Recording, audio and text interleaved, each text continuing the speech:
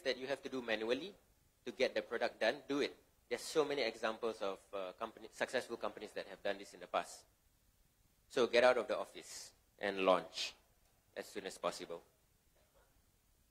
So we talked about the fundamental things that you need to get right and get your first version of the product out of the door. That version of the first version that you put out of the door will not be perfect. It should not be perfect because you don't know what the customer wants exactly. You had a hypothesis as a founder or as the leader of a unit. You have a hypothesis that this is a problem that customers have, and you think they have this problem, and you think that the market size is big enough, right? So essentially, you're looking for problems that a large number of people have, a large enough number of people have, that is worth solving. So once you've launched your initial product, then you got to get some stuff right. You got to figure out what is your North Star metric, which is what is the main KPI that represents whether your company is moving in the right direction or not. You need to have a roadmap. How do you get there? And a process, which is something typically that startups shy away from, process. And finally, your engineering. How do you fully utilize it? Or how do you utilize it more efficiently?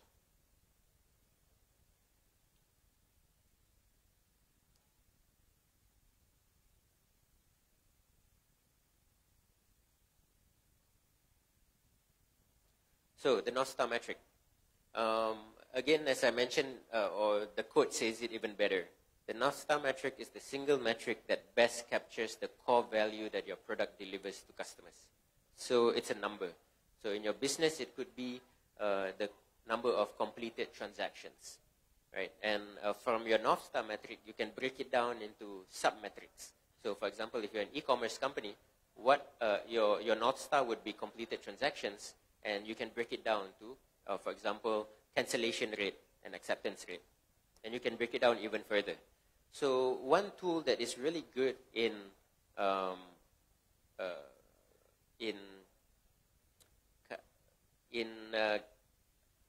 focusing the efforts of the entire company is using OKRs, so Objective Key Results. This is an excellent tool. I feel like it could be used on a personal basis as well. So you essentially have an objective, and key results are just quantifiable. So you don't use superlatives. So one problem when we set objectives is we say things like, we will be the best pet food delivery e-commerce out there, or pet food e-commerce out there. But what is best? What is best? What is fastest? What is cheapest? These are all just superlatives, right? We don't know what it means. We don't know if you achieved it or not. So that's why we want to quantify it. These are where key results are really good. So there's a whole book on OKRs, which I think is written by John Doerr. I'm not sure. But it's excellent, and you should definitely incorporate it in your company. It will take some time to get used to it, but it's a worthwhile investment. Second is, how do you prioritize? There are many functions and teams in your company that, for example, if you're building a product, all of them want to give some input into how you build the product. So let's say you have 5, 6 different projects or initiatives that you want to complete. How do you decide which one you should do first? That's where prioritization is important. If you do not have a transparent approach to prioritization, if you don't prioritize, that's a whole different problem. But if you prioritize, but you don't do it in a transparent and quantitative way, then you're not going to have alignment across your company. Everybody will be wondering. Maybe business development will be wondering, why wasn't my project prioritized? So there's a common framework out there called RISE. You can check it out, and it will help give you some guidelines on how to do prioritization. There are always exceptions in process or best practices, but they are best practices for a reason. So do check it out. So once you're clear on where your company should be headed, then you need to start building a roadmap. So a product roadmap is what I would distinguish this from a project plan. So if you talk about a product roadmap, typically what people do is they will have a Gantt chart. So that's basically a chart of days. And then you drag these lines and put in some colors to say that that project A will be completed on August 30th, something like that, right? And then you have many sub-projects. So that is what I consider a project plan. And you need that. But you probably only need that for the next 8 weeks. Because things are so fluid when you're building a product. You get feedback from customers. You may have a change in direction. You may have new input. You may have results from your user tests. So probably you only need 8 weeks of project plan. But your product roadmap, this is more of a strategic tool. So the product roadmap is just a sequence of outcomes. What are the things that are you going to complete? And the order, the sequence. And this tool will be very useful when you are having discussions across your company, across all the different functions and units. It will help align your company towards the North Star metric. And process. So this is one thing that startups tend to shy away from. They say we don't have time for process. But process helps to clarify a lot of things. Process and structure particularly. So some cadences that are very common in startups or units that are building products is you have inceptions. Inceptions are meetings where you have already agreed that this is an initiative that you want to work on, but you are going deeper to find out how are you actually going to build it, what is the reasoning. This is also an opportunity for you to sell the idea of building this or working on this project with your team, especially if your team is a cross-functional team, which is what I would recommend, cross-functional teams, where you have product managers, all the different types of engineers, your business intelligence, your researchers, your designers, forming a team of about 10 people or so. I feel that's a good combination. How do you do backlog grooming? How do you participate other functions to decide what are the initiatives that we should continue working on? What are the initiatives we should drop? Because you are receiving information all the time. So you have to groom your backlog of tasks or initiatives. So these are processes that I feel you should introduce. Policies are important as well. How do you conduct meetings? Meetings should not take long. So this is very personal. This is all based on my experience. So take it with a pinch of salt. But for example, meetings shouldn't exceed 30 minutes. Meetings should not exceed a certain number of people. I'm sure all of you have been involved in meetings, so you have an idea of how it can potentially be very time-wasting. And collaboration. How do different functions work together? If you can define all these things up front, then it just makes it so much clearer. There's a lot less ambiguity on how your teams work together. Engineering. So there's always a shortage of supply. And some engineers do have a tendency to go towards things that are shiny, new technologies. And so here is where some guidance and leadership would be helpful if you're struggling with this. There is a need for us to focus back on the basics. So if you're engineers here, I'll just talk through this really quickly since it might not make sense to a lot of you. But domain-driven design, tests, distributed system fundamentals. These are real basics that engineers should have. And definitely to avoid premature optimization. So where you start scaling your engineering systems when you don't have a need to.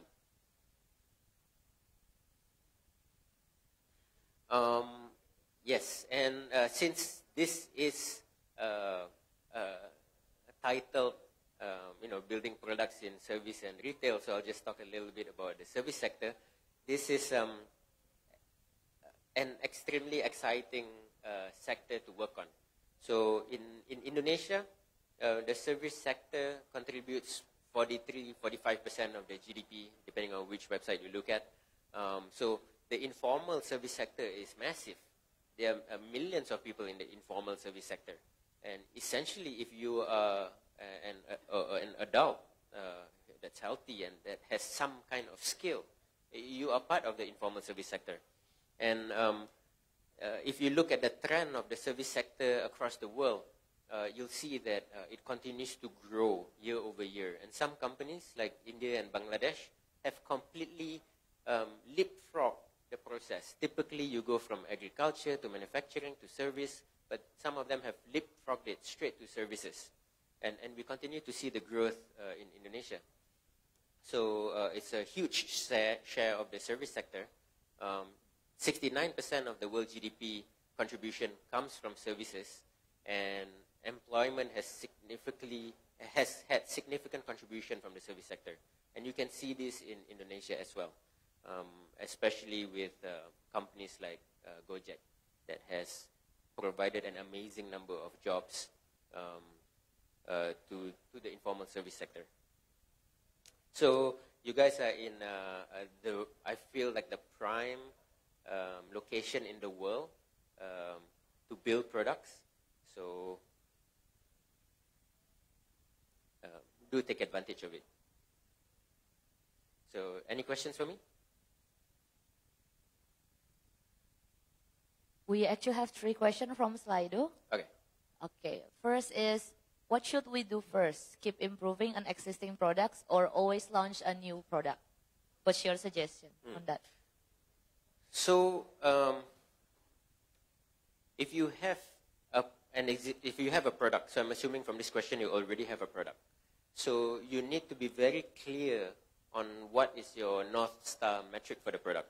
What are the metrics for your product? What are the metrics that determine whether this product is heading in the right direction?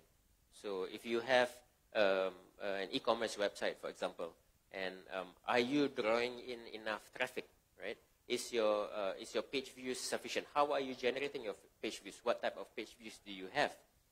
How long are people staying on your website? So you must be clear about what are the metrics that determine whether your product is successful or not. But you do need to identify whether your product is heading towards product market fit or not. So to head towards product market fit, you need typically 15 to 20% growth month over month. So if you've been working on your product for a while and you do not see this type of growth, then you probably have to ask yourself whether it's possible to even reach product market fit. So you might want to go back and take a look at your assumptions. You might want to go back and take a look at your hypothesis. You might want to go back and conduct some user research to fundamental user research, which is something that typically startups tend not to have the resources for, but it's extremely essential. So look at those things. Yep. Got it. For the question number 2, I think this is also what Gojek has been facing for the whole time, because Gojek is one of the first online transportation in Indonesia, I think. So how you maintain when there is another company that produces the similar products to your product? So this is great. This is not a problem. Having multiple companies in your competing with you is an indication that you're headed in the right direction. It means that there is demand for what you are producing. So it is a good thing. And I'm sure you have seen many situations when there's only one company offering a product or service, a monopoly. And typically the customer suffers in those type of situations.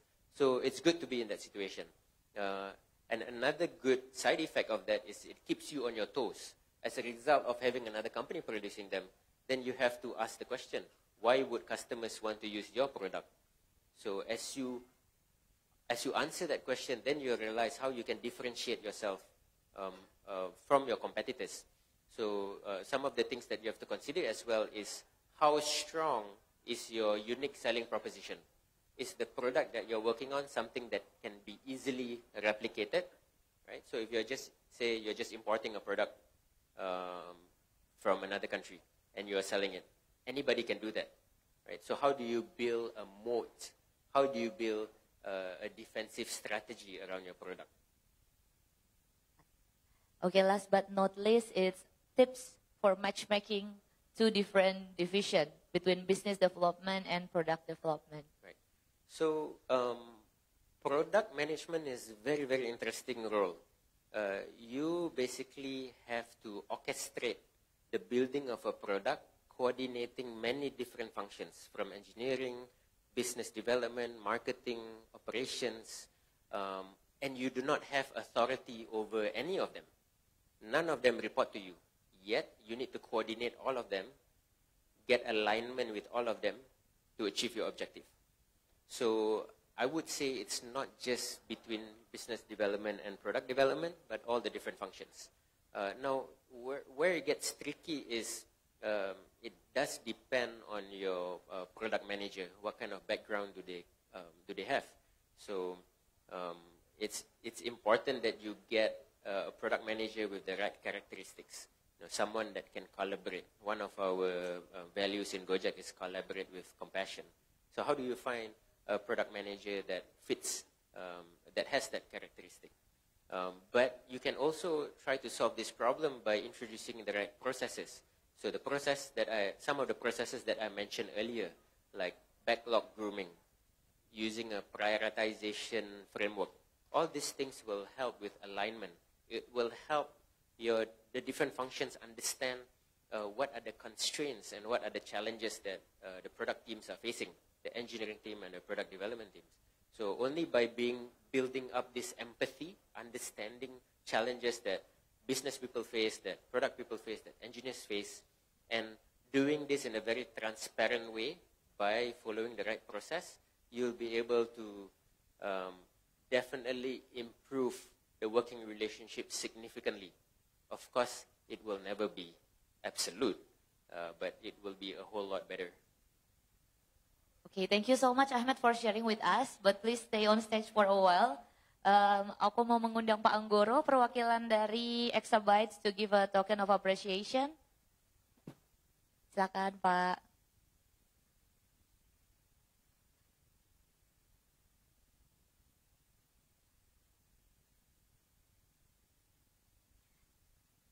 Let's give one more time a round of applause. Thank you so much Ahmed from Gojek for sharing with us. Jadi tadi banyak sekali ya persiapan-persiapan yang harus dilakukan secara internal, especially untuk melayani customer-customer kita ke depannya. Bagaimana divisi satu dengan divisi yang lain, tim yang satu dengan tim yang lain, ini bisa bekerja sama bersinergi dengan baik untuk memenuhi kebutuhan customer kita.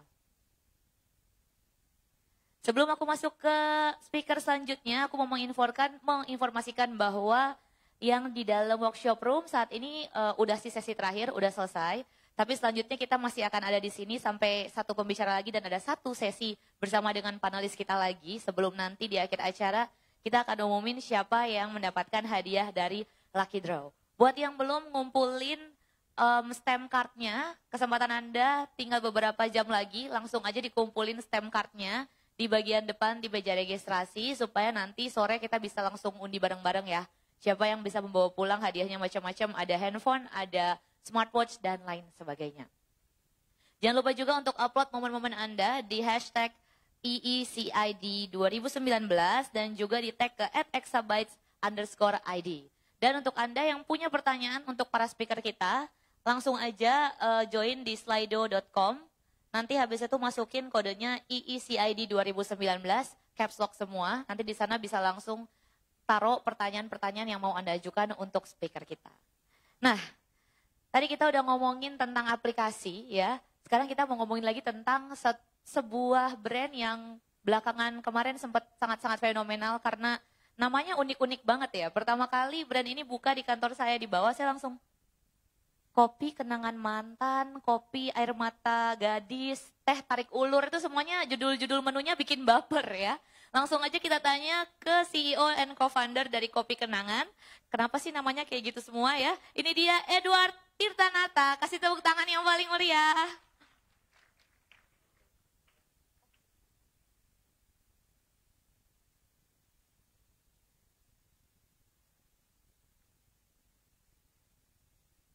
Selamat sore semuanya. Saya Edward dari Kopi Kenangan. Hari ini saya ingin di sini untuk sharing dikit tentang journey saya sebagai founder di Kopi Kenangan. Dan tapi I would like to keep the talk short. Kita mungkin sekitar 15 menit aja. I would like to have more of a Q&A with all of you ya. Jadi kita mulai aja mungkin Kopi Kenangan ini kan gue mulai 2 tahun yang lalu. 2 tahun yang lalu, exactly 22nd of August di Menara Standard Chartered. Kita waktu bootstrap, satu toko kecil di Stanchart, size-nya cuma 12 meter persegi dengan modal seadanya, bagi rame-rame sama teman-teman. Sampai dengan hari ini kita udah ada sekitar 100 toko, menjual sekitar 1,5 juta cup sebulan. Dan kita akan membuka toko lebih banyak lagi sampai dengan 30 sebulan, dan pada akhirnya kita mempunyai eventual goal untuk membuka 1.000 toko pada 2021. Jadi itu adalah visi yang kita punya untuk kedepannya, and I would like to emphasize betapa pentingnya mempunyai sebuah visi dalam membangun sebuah brand startup. Jadi kita waktu itu kenapa gue memulai Kopi Kenangan, alasannya sebenarnya cukup simpel karena I see missing gap di Indonesia. Oh ya, siap. Jadi kenapa waktu saya mulai Kopi Kenangan? Karena waktu itu I see missing gap di Indonesia antara instant coffee yang dimana mungkin harganya sekitar 1.000-2.000 rupiah, sama kopi-kopi yang kafe-kafe di Jakarta yang kebanyakan harganya sekitar 35 sampai 40 rupiah. Jadi I see that missing gap, and upon further research ternyata sekitar hanya 7% Indonesia itu minum kopi yang freshly brewed. Jadi 93% Indonesia itu kebanyakan yang minum instant coffee, yang dimana itu adalah persentase tertinggi di seluruh dunia, padahal kita konsumsi kopi sebenarnya adalah terbesar kelima di dunia. Jadi makanya there is this missing gap in the market that we would like to capture. Makanya kenapa kita membuat Kopi Kenangan pada awalnya dengan suatu konsep yang sangat simple. Kita ngeliatin bahwa teknologi itu kan berkembang terus ya, especially food delivery gitu, melalui GoFood ataupun GrabFood. Jadi waktu itu logikanya cukup simple. Kalau memang food delivery itu udah berkembang sedemikian cepatnya, kenapa kita harus menyediakan seating ataupun sofa di dalam konsep F&B kita? Kenapa kita nggak leverage teknologi orang lain? Jadi teknologi itu kadang-kadang nggak harus sesuatu yang kita buat sendiri, tapi kadang-kadang kita juga harus menggunakan teknologi dari orang lain yang mungkin dari Gojek ataupun Grab. Jadi akhirnya kita bikin konsepnya itu sekecil mungkin. Typical say Starbucks store itu sekitar 200 meter persegi, kita kebanyakan di bawah 20 meter persegi. Makanya kenapa sampai dengan hari ini rental kita itu hanya sekitar 6-8% dari revenue. Jadi kita basically our business model adalah shifting dari rental ke COGS. Nah, kita mulai pada saat toko pertama tersebut, dan melalui toko pertama tersebut kita berhasil menjual sampai dengan 700 cup pada hari pertama doang, dan kita berhasil untuk kembali modal dalam jangka waktu 3 bulan saja gitu. Karena kenapa?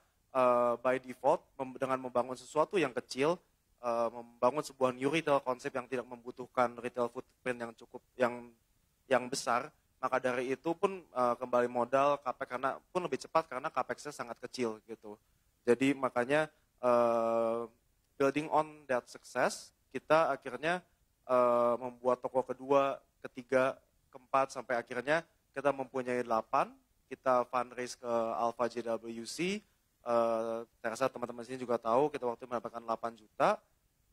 Lalu 6-8 bulan kemudian kita fundraise lagi ke Sequoia, dan kita mendapatkan $20 juta in additional funding dari Sequoia Capital.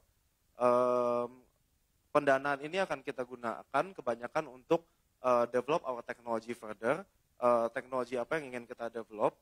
Pertama itu adalah kita ingin membuat supaya customer experience kita as flawless as possible. Kita ingin membangun sebuah ekosistem di mana orang itu kalau ingin mencari a cup of coffee, they can just open our app, they can find the nearest store, they can pre-order it, they come, and then through a humanless experience, they can just pick up the coffee. Itu adalah eventual goal kita menggunakan teknologi, lalu kemudian kita ingin implement dynamic pricing, demand balancing, sampai inventory optimization. Jadi teknologi itu kadang-kadang bukan hanya consumer facing saja, tetapi it's all comes down to our unit economics. Jadi kalau misalnya gua ngobrol-ngobrol sama Sequoia dan sebagainya, mereka ngerasa kebanyakan founders itu kurang memperhatikan unit economics kita gitu, yang dimana padahal ujung-ujungnya semuanya kan bisnis. Jadi makanya unit economics itu adalah suatu hal yang sangat penting dan yang akan banyak ditanyakan oleh VC apabila you are looking to be a founder gitu. Jadi you have to memorize your unit economics di luar kepala. Jadi setelah itu setelah mendapatkan dari Sequoia, kita akan continue on building our technology and store further, and hopefully kita bisa mencapai goal kita supaya kita bisa jadi the biggest and the most valuable food and beverage company in Southeast Asia. Itu adalah eventual goal kita, dan kita nggak tahu bisa tercapai atau enggak, tetapi kita kepengen supaya di Indonesia ataupun di Southeast Asia, semoga brand lokal ini bisa menjadi brand terbesar dari Sabang sampai Merauke dan di seluruh kota-kota besar di seluruh penjuru Asia Tenggara. Itu adalah goal kita yang kita set bersama dengan Sequoia, dan semoga bisa tercapai untuk dan hopefully one day kita bisa IPO juga di Nasdaq ataupun di bursa lainnya. Sampai sini mungkin ada pertanyaan? Jangan saya ngomong terus, daripada bosan.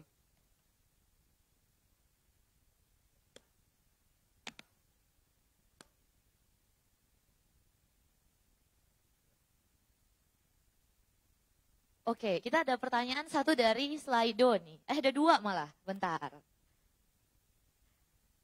Yang pertama, there are a lot of hype coffee shop out there in Jakarta. How do you make the difference in Kopi Kenangan? Mungkin boleh dibantu jawab, Pak Edward. Jadi yang kita lakukan pertama itu, selama ini kan sebelum kita buka Kopi Kenangan, orang selalu ngerasa bahwa kalau kopi yang murah itu kualitasnya juga murah gitu. Kalau yang mahal, kualitasnya juga bagus gitu. Nah, kita sebenarnya membuat diferensiasi dengan cara menggunakan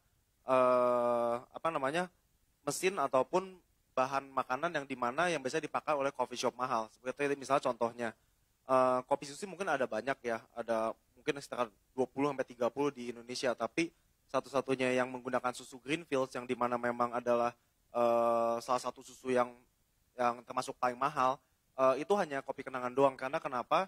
Kita percaya bahwa return customer itu hanya akan datang apabila kita memberikan kualitas yang terbaik pada customer. Makanya kita sengaja hanya menggunakan susu Greenfield karena kita percaya bahwa ujung-ujungnya that slight difference in taste will bring a big difference to us compared to our customer. Lalu kedua, meskipun kopi susu itu ada banyak, tapi satu-satunya kopi susu yang masih yang menggunakan mesin misalnya La Marzocco atau Victoria Arduino, itu hanya Kopi Kenangan aja, terutama kopi yang menjual satu cupnya di bawah 20.000. Mungkin kalau kita ke coffee shop yang harganya 40.000, 45.000, mungkin ya semuanya pakai rata-rata pada pakai mesin La Marzocco atau Victoria Arduino. Tapi kalau di sini kita tetap percaya pada kualitas, makanya kita memberikan mesin dan susu yang terbaik. Lalu kemudian di luar dari itu, meskipun ada coffee shop yang sedemikian banyaknya, yang masuk ke mall-mall itu tetap rata-rata hanya Kopi Kenangan untuk kategori kopi susu. Karena kenapa? Kita percaya bahwa pada saat kita lihat awal tren kopi susu, kita merasa kok orang-orang yang bikin kopi susu aneh banget gitu. Bikinnya itu rata-rata di ruko-ruko, dan biasa rata-rata cuma berkonsentrasi di sekitar mungkin Cipete atau Pasar Santa. Padahal kita dari packagingnya aja lo katakan kayak packaging bubble tea, dan bubble tea itu sukses sekali di mall. Makanya dari itu kita sengaja dari awal membuka Kopi Kenangan itu hanya di mall atau office, karena kita konsep itu grab and go. And grab and go itu sulit untuk berdiri sendiri di ruko, kecuali kita hanya mau dapat revenue dari online delivery. Oke, pertanyaan kedua nih kayaknya dari yang baru mau buka bisnis, gimana katanya tips and triknya supaya bisa dapat banyak funding gitu. Jadi kalau ini actually straight from Sequoia punya website, untuk fundraise yang paling penting itu adalah clarity of thought dan structure dari pitch deck-nya kita. Dan struktur dari sebuah pitch deck itu selalu dimulai dari problem. Problem sebagai misalnya contohnya tadi gue bilang, problemnya Kopi Kenangan itu, the problem that Kopi Kenangan is trying to solve is the lack of mass affordable coffee di Indonesia dan Asia Tenggara gitu. Lalu kemudian ada why now, solution, dan sebagainya. Itu ada sebenarnya cukup panjang. Dan apa namanya, kalau memang mau bisa tinggal googling, tinggal Google aja Sequoia pitch deck, itu nanti kita ada kelihatan semua struktur yang baik dan benar. Tapi yang kalau gua ngobrol-ngobrol sama mereka, kebanyakan pitch deck yang mereka lihat itu nggak bisa clearly identify the problem and the addressable market gitu. Addressable marketnya itu siapa? Dihitungnya kira-kira masuk akal apa enggak gitu. Jadi makanya itu sangat penting bahwa kita ada clarity of thought dan juga structure yang jelas ketika kita membuat sebuah pitch deck. Dan tentunya kita juga harus menunjukkan growth yang sangat pesat dalam perusahaan kita. Sebagai contohnya, Kopi Kenangan year on year, kita sekarang grow sekitar 44 kali lipat since last year. Jadi those are the kind of growth that VCs are looking for.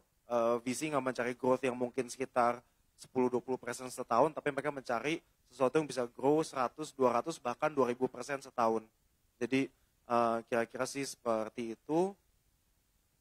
Pertanyaan selanjutnya, pernah nggak merasakan rugi atau bahkan bangkrut waktu menjalani usaha? Mungkin yang kalau sebelum ada Kopi Kenangan juga boleh sambil di-sharing juga nih Pak Edward. Dan gimana cara menghadapi hal tersebut gitu.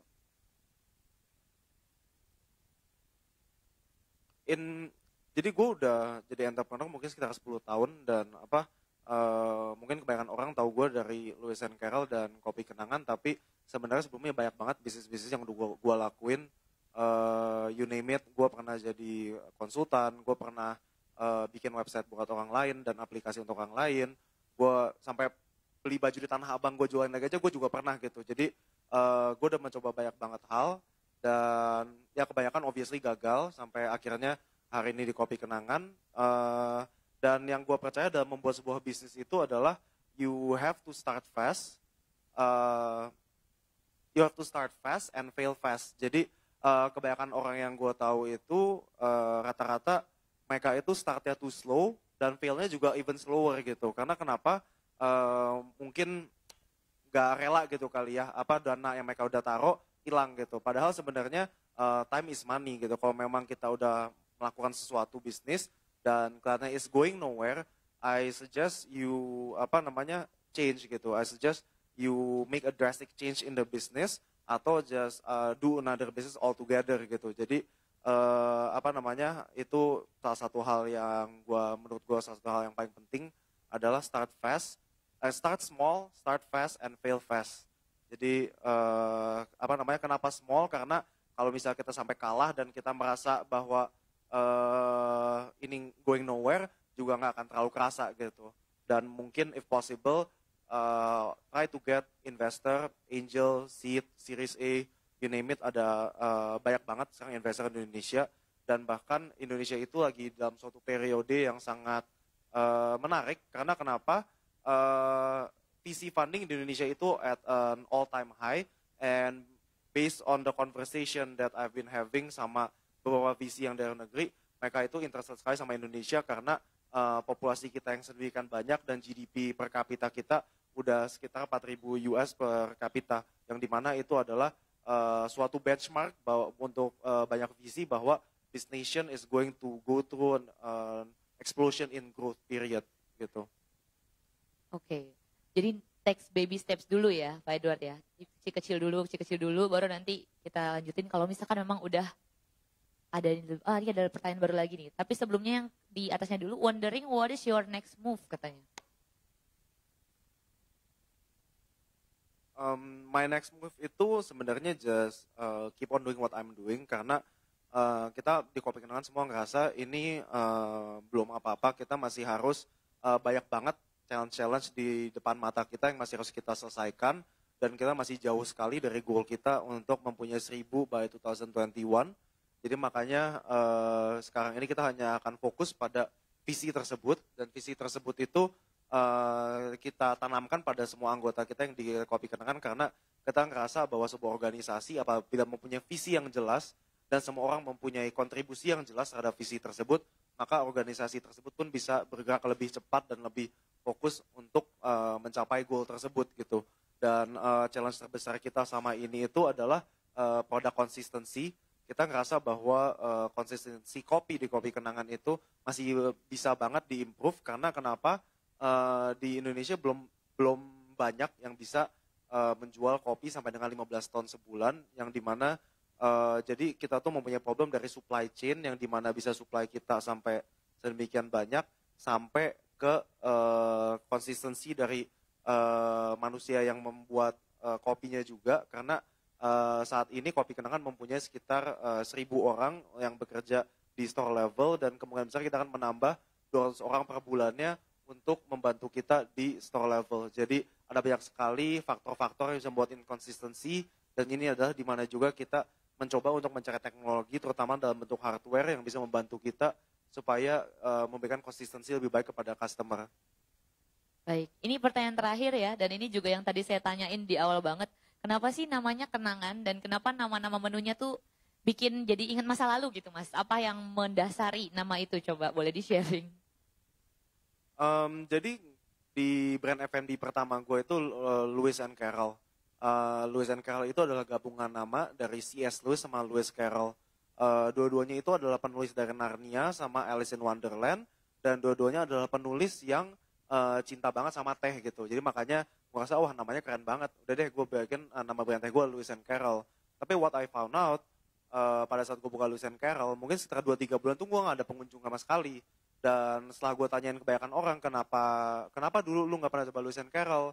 Karena namanya mahal mas, takutnya gue masuk, gue bangkrut lagi. Jadi makanya dari situ gue belajar bahwa kalau kita ingin memang membuat sebuah brand yang mass affordable, kita harus dimulai dari brandingnya gitu. Kalau Lewis and Carroll mungkin mengincar the rich and the affluent, tapi kalau Kopi Kenangan itu mengincar mass affordable, sesuatu yang kebanyakan orang di Indonesia bisa minum setiap hari. Jadi maka dari itu kita mencoba mencari sebuah nama yang gampang dikenang. Jadi makanya kita memberi nama Kopi Kenangan, menu utamanya Kopi Kenangan Mantan. Kenangan manis yang sudah tidak ada tapi suka muncul tiba-tiba di pikiran. Jadi kira-kira dan itu tuh membuat banyak sekali organic marketing gitu. Karena the holy grail of marketing itu bukan marketing dari KOL, influencer, atau iklan TV, tapi the best marketing itu adalah marketing dari teman kita sendiri gitu. Kalau misalnya ada teman post di Instagram tentang, aduh makan di sini enak banget, kemungkinan besar kita jadi interest untuk mencoba gitu. Dan itu yang terjadi di Kopi Kenangan. Karena waktu itu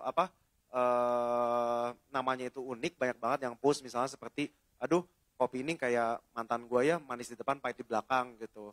Lalu juga karena rasanya yang dimana untuk harganya sangat worth it, maka dari itu juga customer kita merasa oke untuk post di Instagram ataupun sosial media lainnya gitu. Jadi itu adalah alasan kenapa kita memulai Kopi Kenangan, karena kita merasa namanya itu ada sesuatu yang satu mudah diingat, dua sesuatu yang bisa membuat orang posting di Instagram. Dan kita baru aja cek hari ini, kita tuh total kayaknya yang post tentang Kopi Kenangan yang bukan kita bayar ya, bukan KOL, itu kira-kira ada sekitar hampir 50 ribuan. Jadi itu semua unpaid promotion yang dimana lebih believable daripada KOL yang post, karena saya rasa customer di Indonesia juga udah lebih pintar. Kalau yang namanya iklan dari KOL atau apa, kemudian misalkan pasti ya tanda kutip berbayar gitu. Ya, baik. Terima kasih banget untuk sharing-sharingnya Mas Edward. Sebelum kita tutup sesinya, kita kasih tepuk tangan dulu dong buat Mas Edward. Dan ada kenang-kenangan dari perwakilan dari Exabytes diwakili oleh Pak Anggoro. Jadi ada buku nih dari Exabytes, mudah-mudahan bisa bermanfaat.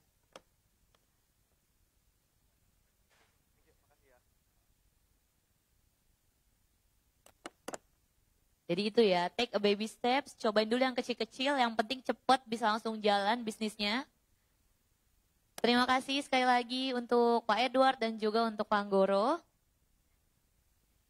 Dan thank you ya, dan juga itu tadi alasannya ya, kalau cari nama usaha ternyata berpengaruh banget buat target pasar kita nanti siapa. Dan benar banget sekarang orang-orang kalau misalkan produknya bagus atau jasanya bagus itu nggak perlu lagi disuruh, dia akan langsung ngepost, langsung nge-tweet ya. Udah dapat banyak banget pelajaran dari Pak Edward, dari Kopi Kenangan juga tadi. Jangan kemana-mana dulu, karena habis ini kita masih ada panel discussion yang tentunya membahas topik yang juga gak kalah menarik. Ya, sebelum itu saya mau ngumumin lagi untuk lucky draw-nya bisa langsung dikumpulkan di meja registrasi untuk si stamp card-nya dan juga jangan lupa untuk sharing momen-momen kalian dengan hashtag IECID 2019. Baiklah, selanjutnya kita akan ada sesi panel discussion bersama dengan beberapa pria-pria. Kalau tadi panel discussion-nya cewek-cewek, sekarang cowok-cowok yang akan ada di depan sini. Akan membahas tentang fashion versus F&B in e-commerce industry. Dan ini nggak akan dibawakan oleh saya, tapi akan langsung dibawakan oleh Bernhard Faras dari KVB. Kita kasih tepuk tangan yang paling meriah.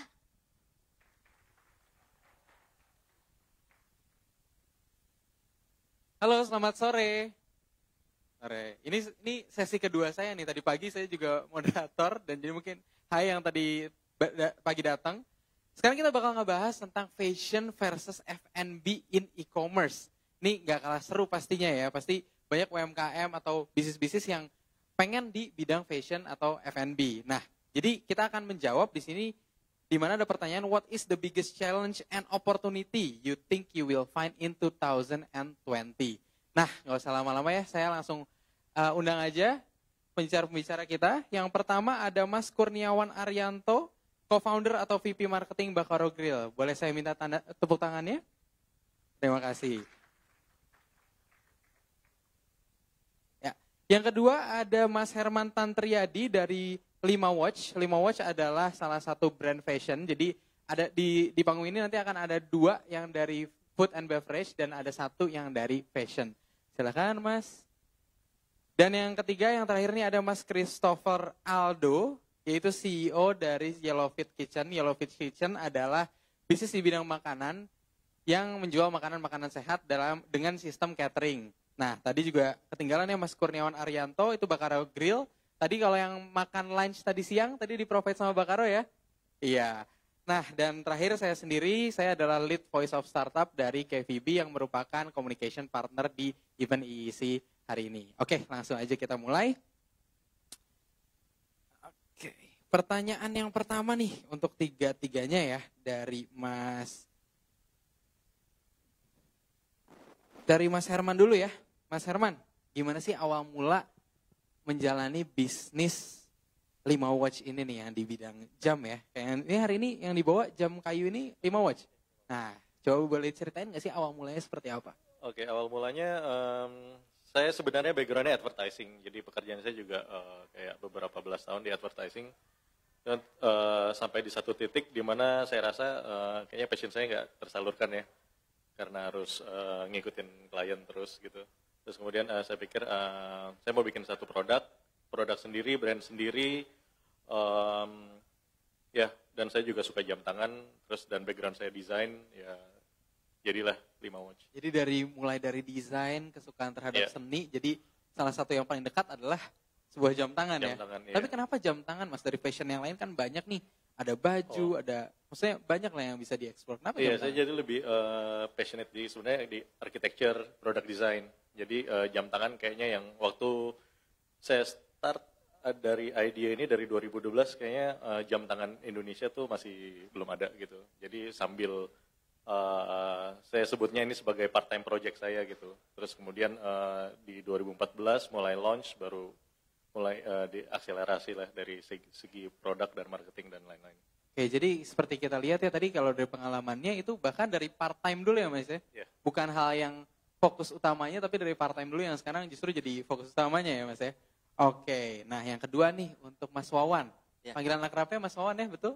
Ya, boleh. Iya. Nah, coba bisa ceritain gak sih Bacarro ini, apakah ini bisnis pertama atau seperti apa Mas? Kalau Bacarro udah kesekian kalinya sih. Sebenarnya saya tidak punya background sama sekali untuk memasak. Cuma diajak sama teman-teman yang bisa masak. Tadinya kita mau ambil franchise dari Surabaya, kita jadi master franchise-nya untuk Jabodetabek. Terus kita mikir, daripada ngembangin mereknya orang lain, kenapa nggak bikin sendiri? Nah kebetulan koki teman saya ini, dia memang bikin kayak bibol, seperti merek bibol yang terkenal di Jakarta itu, tapi apa yang membuat beda? Terus yang membuat beda adalah kita berikan sambal, karena orang Indonesia suka sambal, sama kita berikan dibakar. Jadi kan tesnya ada bakarannya. Nah terus jadilah yang menu makan siang hari ini. Gitu sih. Oke. Nah, tapi dari Bakaro sendiri, tadi apa sih awalnya itu sebenarnya seperti apa? Jadi ini sebenarnya partnership ya sama temannya Mas Herman. Ya, tadi awalnya sih memang kalau bikin usaha makanan ini kan resikonya tinggi karena kalau modal untuk buka tempat dan sebagainya itu kan cukup lumayan berisiko. Jadi kita bagi. Tadinya kita dibagi ada 10 slot. Jadi misalnya modalnya pertama 400 juta, dibagi 10 slot kan masing-masing 40. Nah, dalam perjalanannya ini akhirnya yang mulai serius menekuni, yang nggak serius berguguran satu persatu. Jadi kita sekarang tinggal 3 sih. Jadi kalau dibagi seperti itu kan learning curve-nya kan enak. Jadi akhirnya kita bisa tahu. Nah, yang membuat kita lebih cepat berkembang adalah kebetulan saat pertama kali kita buka ada GoFood Festival. GoFood Festival ini yang membuat kita bisa mempunyai cabang lebih banyak karena tempatnya kita nggak bayar dan kita disupport sama GoFood-nya. Ini yang membuat sampai sekarang bisa 6 cabang. Jadi kalau Bakaro Grill memang setiap pasti ada tempatnya ya, bukan hanya online ya. Pasti ada tempatnya. Dan kalau online pun lewat GoFood, Grab dan lain-lain. Iya. Oke, nah terakhir nih dari Mas Christopher, Aldo panggilannya ya. Di sini kan Yellow Fit Kitchen menjual makanan-makanan sehat dengan sistemnya catering. Itu sama nggak sih dengan ada tokonya juga di awal atau gimana? Mungkin sistemnya agak beda sama Bakaro ya. Kalau Bakaro tadi ada store offline, kalau kita semua based on online. Jadi kita jualan via Instagram dan website, terus customer pesan via online dan dikirim sama kurir kita. Jadi kita nggak kerja sama GrabFood atau GoFood, tapi kita punya kurir sendiri gitu. Menariknya nih nggak kerjasama dengan GoFood dan GrabFood ya. Padahal sekarang kan yang namanya bisnis rata-rata buka makanan tuh pasti udah didaftarin ke sana. Tapi alasannya kenapa sih? Kenapa pakai kurir sendiri nggak pakai kurir-kurir yang sudah ada? Alasannya sendiri sebenarnya karena kita kan jual ke customer itu free delivery. Karena catering per hari itu kalau ongkirnya mahal otomatis jadi nggak menarik dong. Walaupun pada akhirnya ya itu cuma strategi, otomatis ya pasti ada kita markup harga lah untuk delivery kan. Tapi ya kalau via GoFood itu misalnya dari satu titik ke titik lain 10 km bisa 30.000 fee-nya. Kalau kita punya kurir sendiri kan otomatis satu kurir itu pegang cuma satu wilayah kecil sehingga kita bisa bayar kurir lebih murah, kita bisa kasih ke customer itu free delivery gitu. Oke, dan balik lagi nih ke fashion. Tadi kalau 5 Watch ini jualannya online juga, ditaruh di store-store atau buka sendiri, Mas? Oke, kita ada di website kita, kemudian di beberapa marketplace ya sebutnya atau online seller gitu. Kemudian offline stokis juga banyak, salah satunya di The Goods Dep sama The Watch Co dan beberapa stokis di Bali, Bandung, Surabaya dan Medan. Oke. Ya. Dan kalau dari yang dilihat tadi ya, ini kan bisnisnya sama-sama makanan, tapi model bisnisnya agak berbeda ya, karena yang satu modelnya catering, yang satu modelnya langsung retail gitu kan, ada store-nya, dan kalau ini full online juga berarti ya Mas, sampai saat ini ya, dan kalaupun pengen taruh barangnya, dia bisa naruh barangnya di store-store yang sistemnya mungkin konsignasi, seperti itu ya? Iya betul, ada yang konsinyasi, ada yang wholesale. Ada yang wholesale, nah Ya. makanya itu related banget dengan topik kita kali ini, karena fashion versus food nih, karena kan beda, kalau food tidak bisa dikonsignasi seperti itu ya, sistemnya. Nah, mungkin nanti akan cerita juga tentang yang retail tadi, franchise dan lain-lain ya Mas ya. Tapi sebelum itu, di sini kan rata-rata sudah pakai online nih. Jadi sesignifikan apa sih Mas untuk menumbuhkan bisnis dengan go online? Apakah itu benar-benar tanpa online bisa nggak sih sebenarnya? Sebenarnya kalau kebetulan pas saya start 5 Watch tuh hampir seluruh capital tuh masuk ke product development dan website building gitu. Tapi untuk promotion dan lain-lain pakai online tuh membantu banget. Soalnya budgetnya sangat-sangat kecil, tapi efeknya besar gitu. Dan memang itu karena promosi online tuh advertising atau organik? Enggak sih, lebih kayak Instagram. Jadi saat kita launch kebetulan tuh kita ikut Bright Spot Market ya.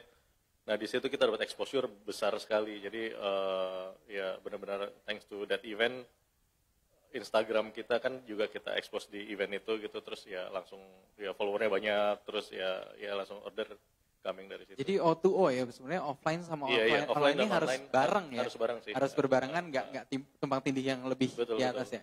Soalnya yang kita tawarkan kan desain produk gitu. Jadi oke, kalau orang lihat dari foto-foto oke, tapi kalau banyak banget yang nanya kalau mau lihat aslinya di mana sih gitu, mereka harus pegang, mereka harus bolak-balik dan lain-lain gitu. Oke, nah kalau dari Mas Wawan, gimana? Ini Bakaro punya retailnya tapi ada dari online-nya juga. Lebih baik yang mana? Atau sinerginya lebih bagus sama aja sebenarnya? Kalau kita sebenarnya penjualan 70% dari online. 70% dari online. Karena kita bisa menciptakan promo sendiri. Kalau di GoFood ada GoBiznya yang bisa bikin promo diskonnya. Terus dari kalau mereka ada GoPD juga kita dapat lumayan dari sana. Jadi kalau di outlet kita sendiri itu 70% dari online, baru yang sisanya dine in. Nah, kita ingin meningkatkan sebenarnya dari pesanan. Jadi kita mulai akan mengerjakan website kita untuk menerima pesanan-pesanan kantoran. Nah, kebetulan kita kerjasama juga ditawari sama Traveloka Eats. Mereka kan base-nya kupon. Kita masuk ke sana, terus dari Blibli sekarang ada namanya Blibli Rewards. Itu udah dikirim tadi ininya, agreement-nya. Jadi semua channel akan kita pakai sih, terutama di online. Dan itu untuk meningkatkan penjualan offline tadi ya? Untuk Karena meningkatkan penjualan online offline. ini sekarang masih 70%. Tapi Ya. sebenarnya lebih menguntungkan mana mas yang online sama offline? Sebenarnya kalau online kan kita dipotong nih 20% dari setiap penjualan. Tapi kan kita udah bisa naikin harganya. Ya memang marginnya bisa agak terpotong, kalau udah dipotong 20% kita pakai campaign diskon lagi. Cuma kita ngejarnya volume. Kalau volumenya naik, ya nggak apa-apa juga sih. Meskipun marginnya agak lumayan ketekan. Jadi masih gede dari online masih lebih besar ya sebenarnya Ya, penghasilannya. makanya kalau bisa kita ngejar yang bentuk pesanan kantoran. Modelnya masnya ini bagus. Jadi kan dia bentuknya pesanan. Ya. Nah itu kan dan dia pakai kurir, jadi dia tidak dipotong sama sekali. Nah, Nah kita memang mau menuju ke sana juga untuk pesanan kantoran, tapi via website. jadi nanti akan ada kurir sendiri juga ya? Iya harusnya, ya kalau enggak nanti montongnya lumayan. Oke, nah kalau dari Mas Christopher gimana? Online dan offline dan kayaknya ini nggak ada offline nih sampai hari ini nih. Jadi gimana online sama offline menurut Mas Aldo? Kalau nggak ada offline sama sekali sih sebenarnya nggak. Jadi kita sebenarnya ada kerja sama sama beberapa gym, terus juga yang offline tuh kita suka kerja sama together. Jadi di beberapa tempat yoga itu kita juga taruh X banner. Tapi emang mostly sales itu dari online sih. Itu berapa persen dari online? Mungkin 90% lah dari online. 90% dari online. Jadi kalau saya pribadi sih, saya merasa ya online itu sangat membantu ya. Karena misalnya kalau satu restoran tanpa promosi online itu, mungkin dia cuma bisa menjangkau orang di radius 3-5 km dari sekitar titik tersebut. Tapi kalau kita promosi via online, otomatis satu Jakarta, bahkan mungkin satu Indonesia bisa lihat produk kita gitu. Karena kan semua based on Instagram, website, Google segala macam itu. Jadi ya saat orang main HP, lagi scroll, otomatis bisa lihat produk kita gitu. Nah kalau yang online kan catering nih. Kalau yang offline tuh sistemnya gimana? Kalau yang offline tuh jadi di gym yang kita pasang X banner itu, ntar mereka bisa pesen via gym tersebut, kita potong sekian rupiah, terus ntar gymnya pun dapat fee dari kita gitu. Tapi tetap dikirim dari pusatnya. Iya. Oh bukan di stok di situ ya Bukan, makanannya ya? bukan. Oke, nah next, platform online apa sih yang masih bisa digunakan di tahun ini dan paling powerful digunakan di tahun ini, di tahun 2019, dan apakah bakal masih sama sampai 2020? Mungkin dari Mas Aldo dulu. Kalau menurut saya sih untuk di F&B, masih Instagram sih ya, paling dibantu sama Zomato, Traveloka Eats, terus ya aplikasi-aplikasi kayak gitu sih, sama Gojek, GoFood, GrabFood. Tapi ya menurut saya sih mostly masih di Instagram sih. Karena contoh kalau YouTube Ads itu fee per clicks itu masih lumayan mahal ya. Jadi menurut saya sih masih Instagram sih. Karena advertisingnya juga jauh lebih murah dibanding YouTube clicks untuk advertising tadi. Nah kalau dari Mas Wawan gimana? Sama sih Mas, kita lebih sering pakai Instagram sama Facebook. Kita taruh 3 km areanya untuk promosi setiap outlet. Jadi kita pakai post engagement dari setiap post yang ada di Instagram itu kita iklankan, tapi areanya 3 kilo. Kita mempengaruhi orang-orang sekitar itu untuk selalu beli. Targeted audience ya? Targeted audience di situ aja sih. Usianya sih kita nggak batasi karena kan makanan. Nah, apapun yang ada di tahun depan pasti kita pakai. Karena kalau tanpa adanya platform sosial media, ya susah mempengaruhinya. Paling yang kita tekankan sih, kita juga ada namanya PR-ing lewat media-media online. Jadi kita sebar rilis ke media online, perkembangan kita, jadi setiap kali mereka pengen tahu apa sih Bakaro Grill, mereka tinggal ketik semua berita yang tentang Bakaro Grill nanti muncul. Oke, nah untuk teman-teman juga di sini kalau misalnya mau tanya, nanti bisa langsung di slide.com, di situ bisa masukin EEC ID 2019, nanti pertanyaan itu akan dipilih dari situ ya. Next, nah kalau untuk Mas Herman nih, sama nggak sih online dari Instagram itu yang paling berpengaruh untuk 5 Watch? Iya, ya memang sih, soalnya kan produk kita visual banget, jadi ya Instagram yang paling utama sih. Instagram dan Facebook. Facebook lebih kayak mungkin lebih targeted advertisement gitu. Tapi Instagram tuh ya bisa dibilang showroom kita juga. Dan Instagram melebihi website atau seperti apa kasusnya kalau Gimana? untuk melebihi website nggak sih Instagram? Oh ya, untuk awareness jelas ya. Tapi kalau untuk conversion? Untuk conversion ke website. Tetap di website? Tetap di website, Okay. ya. Jadi create awareness-nya di social media dulu, Iya. terus baru di convert-nya di website. Iya, nggak bisa di-convert di mana-mana juga sih. Soalnya, Oh gitu? soalnya Instagram Indonesia kan hanya beberapa. Oh nggak bisa yang- shop yang langsung untuk shop maksudnya langsung ya? itu kayak Iya. harus ada apa sih spending di ads minimum berapa puluh juta gitu. Dan berarti pemesanan paling banyak lewat website sama mungkin ada WhatsApp-nya dan lain-lain ya? Iya betul, WhatsApp dan Oke. website. Dan kalau untuk pemesanan apakah sama juga untuk Bakaro dan untuk Yellowfit? Pemasarannya Pemesanannya kalau Bakaro langsung ya? langsung lewat GoFood biasa seperti biasa itu sih. Lewat GoFood seperti biasa. Oke, berarti bukan lewat WhatsApp, Bukan. lewat chat platform ya. Nah kalau Belum. Yellowfit seperti apa? Kan karena nggak pakai GoFood sama Grab nih. Kalau kita sih pakai chat platform sih, pakai WhatsApp, Line gitu. Dan boleh tahu nggak sih sehari itu ada berapa chat yang masuk berarti? Saya nggak tahu ya, karena saya udah nggak pegang Line ya. Iya. Tapi sehari itu kita bisa deliver kurang lebih 2.000 sampai 2.500 box. 2.000 sampai 2.500 box. Berarti chatnya lebih dari itu ya dalam satu hari. Ya, kayaknya ya. Oke. Nah, next. Jadi dalam membangun bisnis pastinya banyak tantangan-tantangan nih untuk bisa jadi sebesar ini sekarang. Kalau dari Mas Herman sendiri, apa sih 3 tantangan terberat dari awal sampai sekarang menjalankan bisnis 5 Watch? Oke, tantangan pertama sih dari produk ya, product development. Soalnya dengan background designer gitu, saya product centris banget. Jadi yang menurut saya harus bagus banget di produk. Kedua, industri fashion tuh kan fluid banget gitu. Jadi cepat banget beralih. Nah itu yang membuat kita harus terus develop, terus berinovasi. Kemudian juga apa namanya ya kayak sekarang retail fashion tuh juga agak lesu gitu. Nah paling jadi itu harus dipikirkan gimana apakah harus approach-nya kita harus beda, apa harus lebih ke engagement ke community untuk dapat loyalty yang lebih tinggi dan lain-lain sih, kayak gitu. Oke, kalau dari Mas Wawan gimana? Kalau tantangannya sebenarnya pembukaan lokasi. Karena satu pembukaan store ini kan cukup mahal. Jadi kita sudah mulai membuka untuk bukan franchise tapi berpartner dengan kita, cukup menyediakan lokasi berupa ruko atau tempat, begitu kita setuju. Nanti pemilik lokasi ini hanya perlu merenovasi tempatnya dan beri perlengkapan. Semua manajemennya, semua operasionalnya kita, terus nanti kita akan bagi hasil dengan pemilik lokasi sebesar 50-50. Hampir untuk awal hampir 80% bagi pemilik lokasi dari keuntungan bersih. Untuk selanjutnya nanti 50-50. Kalaupun nanti 1 sampai 3 bulan rugi, itu kerugiannya kita bagi 2. Nah, mengukur itu dari 80 jadi 50-nya itu seperti apa tuh? Nanti ada hitungannya. Jadi tinggal bicara sama saya, kita lihat tempatnya, nanti ada diskusinya di sana. Oke, dan ini untuk terbuka untuk semua ya, nggak cuma di Jabodetabek atau gimana? Untuk pertama masih Jabodetabek.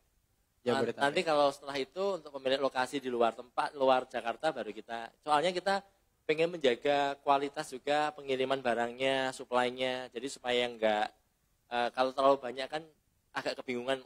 Jadi kita jalannya pelan-pelan karena kita pengen menggandeng mitra ini sama-sama tumbuh bersama. Jadi mereka juga akan mendapatkan passive income. Orang kalau beli franchise itu kan passive income. Tapi kan mereka tetap harus ngurusi. dan mereka harus Masih mengeluarkan uang operasional ya. di Tapi kalau di dalamnya. sini dia nggak ngurus operasional. Kalau di sini sama sekali nggak ngurus operasional, tidak perlu beli franchise fee. Karena yang mau diincar itu adalah kualitasnya sama di seluruh cabang. Iya, makanya dengan pemilik lokasi kita berpartner. Tapi harus yang mempunyai lokasi. Takutnya kalau sewa ada kerugian kan kasihan kitanya. Sementara kerugian kan kita bagi dua kan. Jadi mereka harus ada kerugian di sana, terus mereka harus nanggung biaya sewa. Kalau punya sendiri kan enggak. Dan pasti kita kan kalau membuka lokasi nggak pengen rugi. Pasti kita akan mengusahakan dari hari pertama langsung untung. Soalnya kan buat apa kita buka cabang tapi rugi. Ya. Nah itu kan challenge pertama. Apa dua challenge yang lainnya? Cara keduanya adalah pemasarannya yang tadi. Yang Challenge. Oh, challenge-nya. Challenge-nya Membuka lokasi.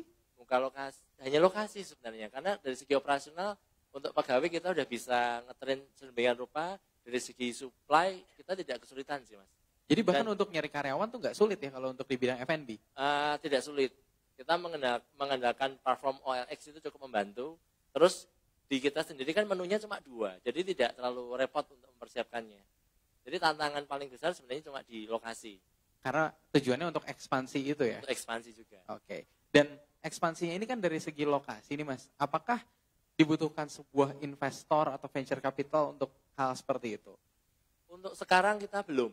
Jadi lebih ke pemilik lokasi ya? Lebih Property bermitra dengan owner. banyak pemilik lokasi. Karena kalau nanti ada venture capital atau ada investor, otomatis kan seleranya mereka yang harus kita turuti. Kita ingin mengembangkan brand ini lebih besar lagi dengan cara kita dulu. Nantinya kalau memang bisa besar dengan bermitra dengan berbagai pemilik lokasi, kita nanti baru akan diskusi apakah akan dibuka untuk investor atau tetap akan sendiri. Oke. Kalau untuk saat ini sudah ada berapa cabang mas? Sekarang 6. Udah ada 6 cabang di Jabodetabek ya? Jabodetabek. Oke, lanjut dulu untuk Aldo. Sama nih, 3 challenge-nya itu apa? Challenge-nya yang pertama itu karena saya kebetulan berpartner. Saya dan partner itu saat ini umur masih 20 tahun. Jadi pengalaman kita di dunia bisnis itu masih sangat minim. Jadi ya challenge terbesarnya itu ya pengalaman kita yang minim itu sehingga kita banyak hal yang kita nggak tahu, itu pertama. Kedua, challenge-nya itu mungkin di operasional ya, karena untuk handle orderan sebanyak itu terkadang nggak segampang itu juga. Karena ya saya harus mengakui terkadang operasional Yellow Fit Kitchen, ya mungkin kalau ada yang pesen, terkadang masih ada miss juga gitu. Jadi ya paling itu sih, terutama di operasional. Jadi belajar dari pengalaman dan fix-nya gimana, karena tadi ya pengalamannya belum terlalu banyak. Berarti sekarang umurnya masih 20 tahun nih? Iya. Oke, lagi kuliah atau gimana? Gimana nih? Saya kuliah sampai semester 3 di FHUI, Fakultas Hukum UI. Terus tahun lalu saya akhirnya keluar. Kenapa memutuskan keluar? Padahal bisnis bisa jalan tanpa harus keluar kan sebenarnya? Kalau menurut saya sih nggak bisa. Karena menurut saya kalau even ada yang bilang misalnya kita bisa hire orang yang pintar untuk pegang itu. Kalau menurut saya sih nggak bisa, karena yang tahu nafasnya bisnis kita itu kita sendiri. Jadi kalau kita harus hire orang, menurut saya nggak akan ada lah orang yang se-care itu sama bisnis saya dibanding saya sendiri gitu. Oke, dan Yellow Fit ini sudah ada dari 2017 akhir ya? Iya. Dan itu memutuskan untuk, mau berhenti kuliah aja tuh setelah berapa lama jalan sih sebenarnya Yellow Fit ini? Hampir setahun deh. Oh, setahun sudah Iya, berjalan iya, baru iya. memutuskan hal Iya. tersebut. Berarti dari awal baru masuk kuliah nih ya, mendirikan Yellow Fit? Semester 2 lah gitu, kurang lebih. Semester 2. Saya lupa, iya. Oke, nah next step-nya nih untuk Bakaro sama Yellow Fit Kitchen. Dari Aldo sendiri, plan ke depannya mau bikin apa lagi yang paling dekat aja dulu? Selain dari pemesanan online dan selain juga tadi udah taruh di gym-gym, apakah akan ada apa lagi? Plan terdekat itu 2 minggu lagi kita launch di Bandung. Catering di Bandung, sama yang terdekat mungkin kurang lebih awal Oktober kita bakal ada restoran. Oh, jadi mau buka restoran sendiri? Iya. Kenapa memutuskan buka restoran sendiri padahal online juga lebih menguntungkan nih? Apa sih alasannya? Alasannya sebenarnya mau grab market yang di Gojek, GoFood. Jadi kan catering itu kan agak lebih susah untuk tarik orang karena mereka harus subscribe seminggu kan. Artinya mereka harus komitmen full. Kalau restoran yang satuan itu kan otomatis mereka bisa beli cuma mau coba sekali, kalau ternyata enak ya gitu sih. Oke, jadi ada model bisnis yang memang di catering kan, dan ada model bisnis yang ready stock lah istilahnya ya.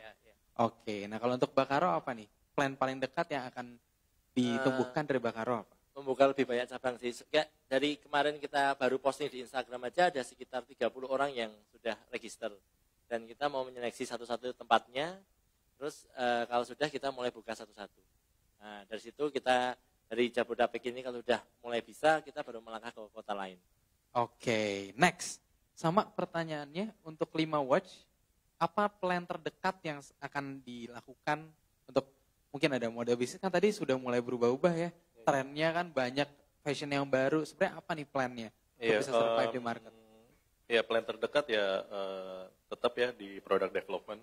Jadi saat ini kan 5 dikategorikan sebagai fashion watch.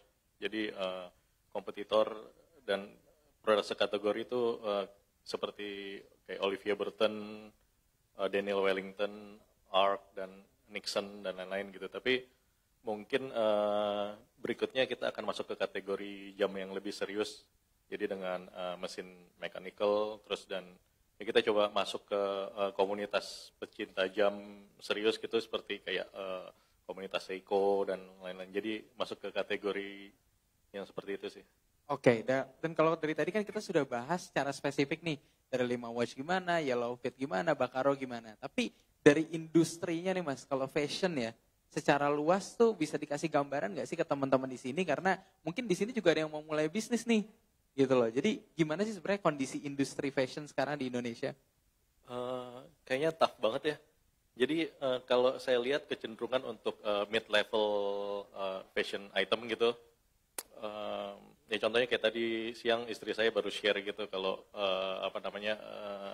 Victoria's Secret akan tutup berapa puluh outletnya dan mungkin tahun depan nggak akan ada Victoria's Secret show lagi gitu. Jadi full online?